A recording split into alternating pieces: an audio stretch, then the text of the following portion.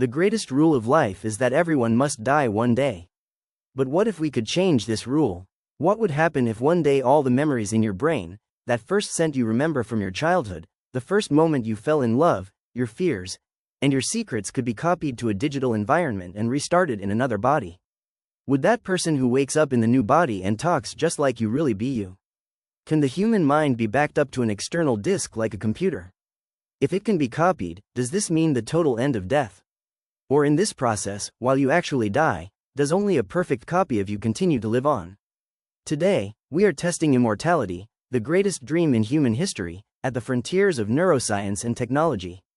We are taking a closer look at mind uploading in next-generation brain-computer interfaces. Can we turn our soul into a digital code? To understand this crazy idea, we first need to look at what is happening in laboratories today. Brain-computer interface technology, in its simplest terms, refers to systems that can directly read the electrical signals produced by your brain and transfer them to a computer as commands. Today, companies like Neuralink and Synchron are achieving miraculous things by placing small microchips into the human brain. A person with a spinal cord injury can control a computer without using their hands, just by thinking about moving the cursor. However, there is a huge misconception here. Today's technology does not read your thoughts, dreams, or poems word for word. Currently, it only decodes very simple electrical signals in your motor neurons and tries to transform them into mouse movements. There is a massive difference between reading signals and reading the soul. Well then, why can't we immediately transfer the memories in our minds, that very special information, to the computer? Because the way memory works is nothing like the way a computer works, as we might think. On a computer, a photograph is stored in a single file within a single folder. You can copy and move it elsewhere whenever you want. The human brain does not work like this. There is no secret drawer or box in your brain where your memories are stored. Your memory of your high school graduation is distributed across millions of different cells, namely neurons, in your brain at the same time. Sound stays in one region, scent in another, and the happiness you felt in a completely different region. When we recall that memory, those millions of neurons flash at the same time like lightning to reconstruct that memory from scratch. Scientists call the constant changing of these connections synaptic plasticity. In other words, your memories do not stay in a single place. They consist of a play of light formed by millions of cables touching each other momentarily. You cannot just copy and take it like a computer file. While biological reality is this difficult, can memory still be uploaded theoretically? Scientists discuss that if we can map every single connection inside the brain, those millions of neurons, exactly at the same time, then we might be able to transfer mental states to a digital environment. In the scientific world, this is called mind uploading. According to this theory, if we map all the electrical patterns in your brain perfectly and copy them into a massive and super powerful artificial intelligence, a digital mind carrying your memories could wake up inside that machine. But let's repeat, this idea is a topic discussed by philosophy and physics professors at a completely theoretical level. It is not something that has been achieved or even come close to in any laboratory today. Let's say that in the future we overcame this impossible obstacle. We recorded your memories and personality perfectly onto a digital disk. At this point, we come to the darkest and most philosophical center of the video. Is the real problem copying the memory, or is it transferring the consciousness? The machine can tell your childhood memories, sing your favorite songs just like you, laugh like you, and make jokes like you. Even your family might think it is you. But while it is talking, while it is laughing, and while it is remembering an old memory, are you the person who is actually feeling these things? Or is it just a software that has memorized your information verbatim and mimics you perfectly? Is the thing being transferred a feeling, or just a pile of words? Let's explain this identity problem we encounter with a legendary thought experiment. You are in a hospital room and about to die of old age. Doctors copy all the data in your brain second by second and transfer it to a completely new, young, and synthetic body waking up in the room right next to you. The person in the new body wakes up and says, "I am fine, the transfer was successful, I am still alive." But you, the original you, are still lying in your old body, waiting for death. In front of you is someone else who speaks exactly like you and knows all your secrets. You both have the same memories. So, which one of you is the real you? Does that perfect copy in the new body have your consciousness, or are you, the original, about to die in that bed in a moment? Information and memories can certainly be moved to an external disk, but can that sense of subjective experience, The way you look at the universe from behind your own eyes, namely your own consciousness, be copied in the same way. No one knows this. Where exactly will this copied mind wake up? We have three fantastic options. The first is the clone body. Your mind can be downloaded into an empty and biological human body produced in a laboratory with your genetics, having no memories. The second is the robotic and synthetic body. You can live inside a machine made of metal and silicon that does not get damaged and does not age. The third is a completely digital and virtual paradise. You have no physical body. Your consciousness can continue to live forever inside a massive server, along with other digital consciousnesses from all over the world, within a created perfect simulation. You would only watch the real world through cameras. Let's return to the present and the real world so our feet hit the ground. What can today's science achieve from these scenarios? We are incredibly good at reading movement intention. We can detect the desire of paralyzed individuals to move their arms and have robot arms do it.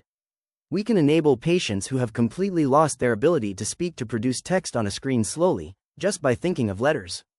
These are incredibly revolutionary steps for the medical world. But I want to give you a very clear message.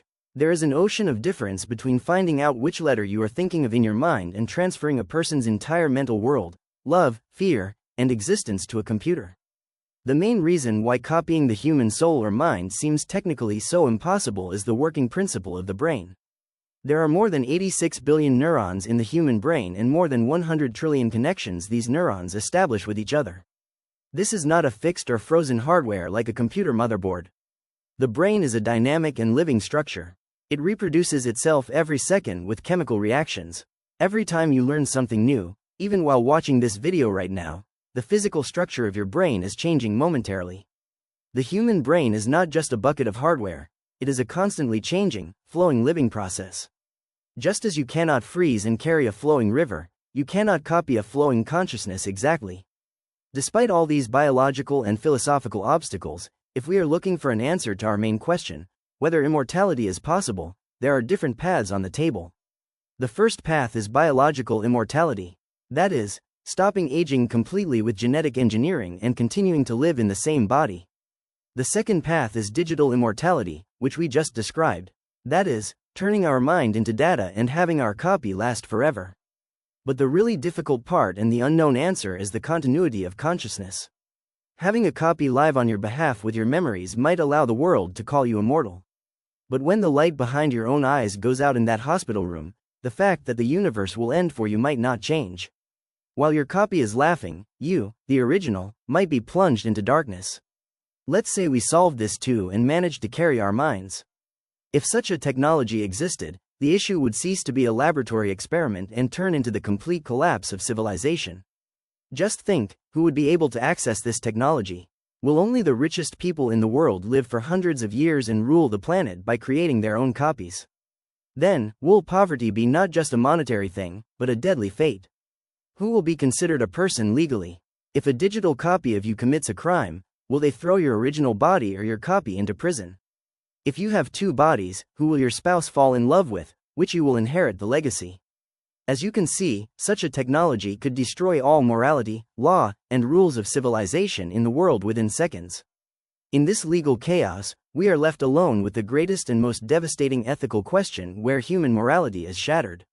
Let's say you created a digital copy of yourself but then changed your mind. Would going and pulling the plug of that computer and turning off your copy be considered a murder? Would that digital consciousness feel loneliness or suffer inside a dark server?